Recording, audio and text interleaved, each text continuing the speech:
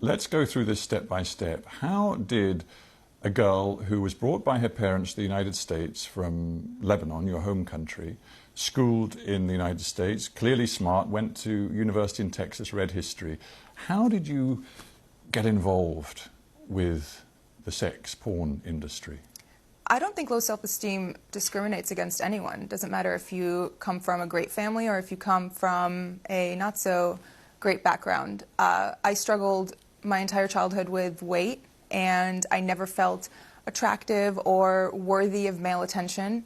And suddenly, my first year of college, I start losing all this weight from making small changes. And by the time I graduated, I was ready to make a bigger difference. I felt extremely self-conscious about my breasts because that was the first thing to go when I lost all the weight. I lost about 50 pounds. I don't know how many kilos that is, or stones.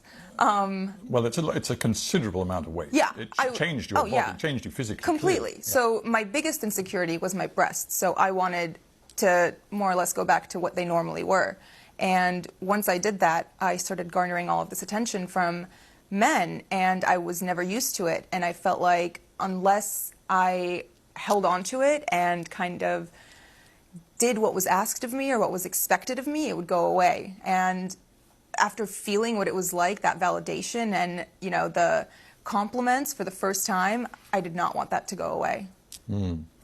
You were spotted, I think, on a street. I mean, there you were a young graduate wanting to sort of find a job, and you were spotted on a street by a guy who said, I can work with you, and clearly he opened up and said, it's the porn business.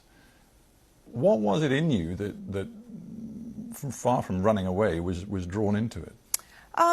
It wasn't, that's not how it was. It wasn't just, hey, do you want to come do porn? It was more so, oh, you're beautiful. Like, would you like to do some modeling? Oh, you know, you have a great body. Like, I think you'd be great in nude modeling. Things like that. And after I came and toured the studio, you know, it was very respectable. It was a gorgeous location. It was in Miami, in Doral, Florida. It was clean. Everyone who worked there was nice. All of their cubicles were decorated with family photos. Like, it was nothing dodgy or that made me uncomfortable. And after, the first time I went in wasn't the first time I filmed a porn movie. It was the second time. The first time was more so, do you want to do this? Like, sign the paperwork, et cetera, et cetera. These guys, they just saw you, frankly, as a money machine. Absolutely. But you still had no advisors, you had no lawyer, you had no nothing. So I was what 21-year-old has a lawyer on retainer? I'm just trying to get my head around how stressful this must have been, and whether even now, because you sit here so poised, and obviously a lot of time has passed and you've moved on, but do you think there is some sort of post-traumatic stress that is in you from this experience? Yes, and I think it kicks in mostly when I go out in public, because the stares I get, I feel like people can see through my clothes, and it brings me deep shame. It makes me feel like I lost all right to my privacy, which I did, because I'm one Google search away. Yeah. And those images you cannot expunge. You have no right, even though it is deeply personal to you, you have no right to remove them from anybody's view around the world. Yeah. It is very hard. It is. And I'm just thinking, this isn't, I mean, this story is your story, but frankly, it's also the story of other porn actors and actresses. I honestly started seeing that recently after the interview came out, and people started reaching out, and all of the emails go, my manager checks them, and when he gets stuff like that, he filters them and sends them to me.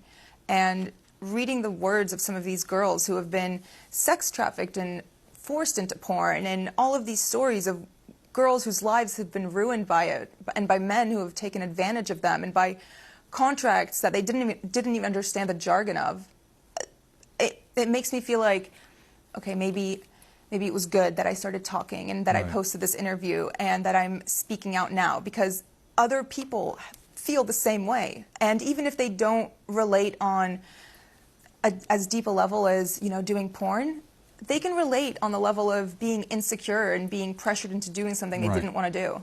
You were wearing the Islamic headscarf, often known as hijab, and of course then it developed into a sort of a sex scene. You must have known how provocative that was. I verbatim told them, "You guys are going to get me killed." And they said? They just laughed. Why didn't you then say, "I'm not doing it"? Intimidation. I was scared. But I knew that if I said no, it would, you know, they're not going to force you to do it. At that point, that's rape. No one's going to force you to have sex.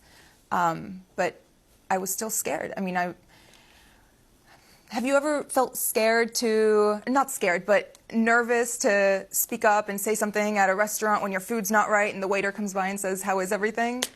I was intimidated. I was nervous. We interview a lot of people, and many of them are middle-aged or older. It's great to have somebody in the studio who's only 26 years old. There is a school of thought which says that our culture as a whole, and I'm not just talking about the United States or the UK, but many, many countries, is being pornified, and that young people in particular are so exposed to pornography, so young in their lives, that it's materially changing the way males and females relate to each other, the way they think about relationships, in a potentially very corrosive, damaging way. What's your take on that? Of course it affects relationships. Porn addiction is very prevalent in America, and I'm sure here too. The things that men see in videos, they expect from the women in their lives, and that's just not reality. No one is going to be that perfect. No one is going to do those acts on a Wednesday night with the person they love.